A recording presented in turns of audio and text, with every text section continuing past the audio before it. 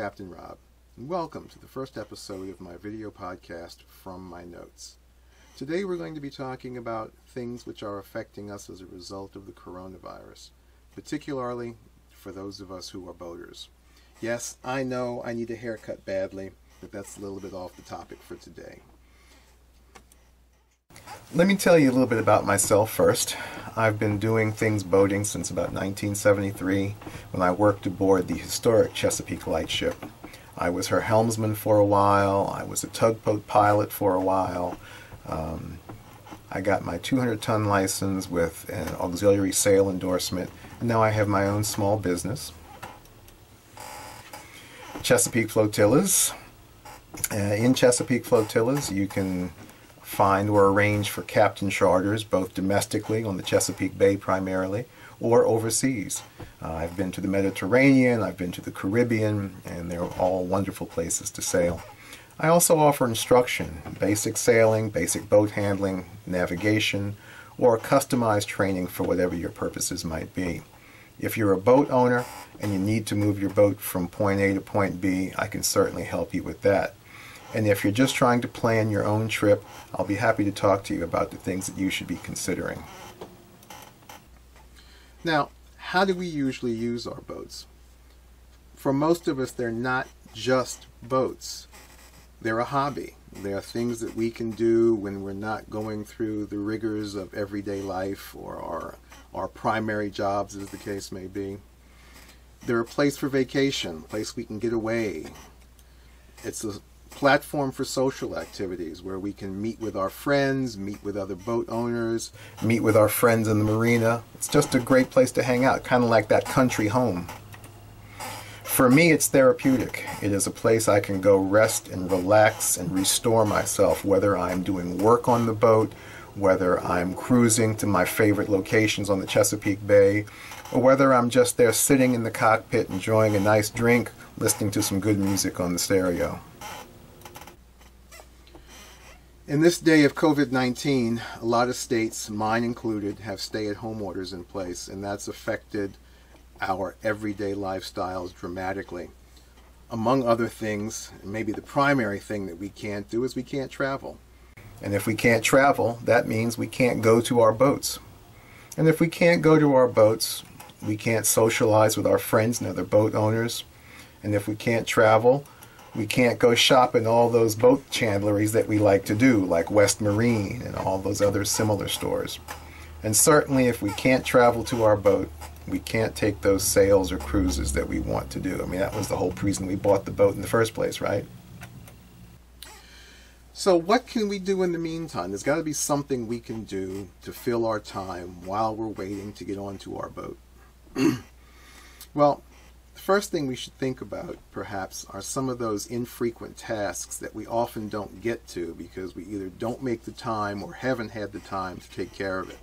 Now is a great time to make some checklists on those items. So, for example, if you're a sailboat owner like me, when was the last time you did maintenance on your winches? They could probably stand to be taken apart and cleaned and lubed pretty well. What about your hoses on your through hulls? Have you checked the hose clamps on those? Do you have double clamping on them as you're supposed to? Now's a good time to think about inspecting and replacing the hose clamps and even the hoses if they look pretty worn. How about your bilge pump? Have you checked that lately? Is it performing the way you'd like? Is the float switch working well? Now's a good time to look at that and see if that needs to be replaced or repaired. One of the things I was going to do this spring was clean my bilge. You know, people often talk about odors down below on a boat, and a dirty bilge can be the source of some of those odors. Similarly, when was the last time you managed or maintained your black water system? That too can be a source of foul odors down below. Maybe it's time to replace the discharge hose on your holding tanks. Something to think about and something to make a list to worry about when you get back aboard. So apart from the infrequent tasks, we also have things that we do every year. It's commissioning time. A lot of us have been short-circuited in getting our boats commissioned because of the stay-at-home orders.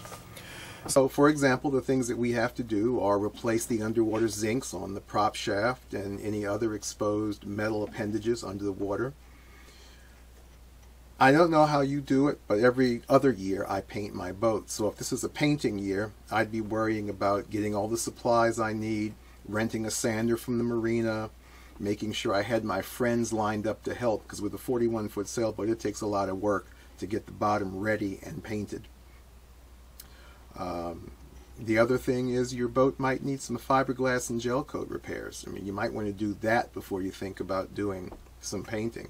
So if you've never done fiberglass or gel coat repairs, this downtime gives you a chance to read up on it, find some YouTube videos. Whether you're A power boater or a sailor, you probably have to re-rig your boat. At least your cockpit canvas, I would think. But for those of us who have sailboats, there's furling lines, there's halyards. Maybe you have to re-rig your anchor line. Maybe you have to bring back aboard all your dock lines and get them in place. There's lots to be done with getting the boat rigged up. So before you do all that, go through your process mentally and start taking some notes on what you want to do in what order. Because I guarantee you, every year there's probably that one thing you forget to do, or the one thing you forget to do in the right order. So now's a good time to commit those list of tasks to a list so you don't forget.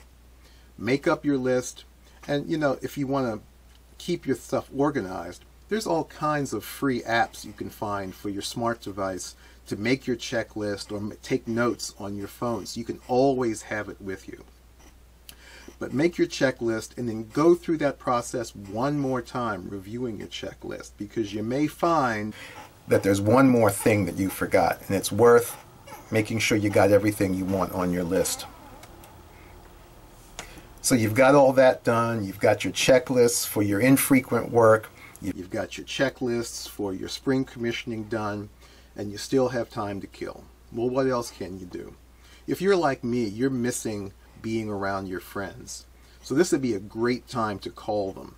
Don't text, don't email, call. Have a real conversation with them. Hear the excitement in their voices when you call. Hear the joy when you talk about trips you've taken or plans you may want to have for the upcoming season.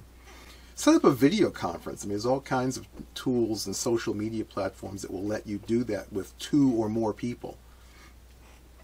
When you're on the phone or on your video chat with your friends, maybe plan 1 or 2 trips for the season together.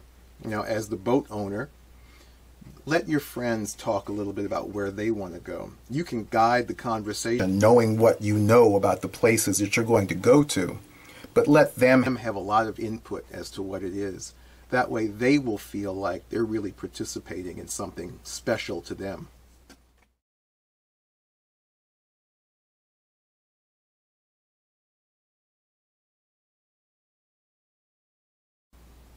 All beautiful locations from the Chesapeake Bay, from destinations I've been to. The last thing you want to do is to make sure that you set aside time for practice and training, because you've all been away from the boat for several months. You need to work on practicing your docking skills, your undocking skills, anchoring again, raising your sails, just all kinds of things. Man overboard even. That's something people rarely practice. It's something you really should. So make plans to do a practice and training weekend. You don't have to go far from the slip if you don't want to, or you can make it as part of one of your cruises. Well, this was my first podcast, as I said. It's a little rough, I guarantee. I'm still getting used to all this, but I welcome your questions, your comments, and even suggestions for future topics that I can address here. If you want to reach out to me, you can email me at podcast@ChesapeakeFlotillas.com. And please follow me on Facebook, Chesapeake Flotillas LLC, or on Twitter at Capt Rob Sailor. I look forward to hearing from you, and stay tuned for my next production. Thank you.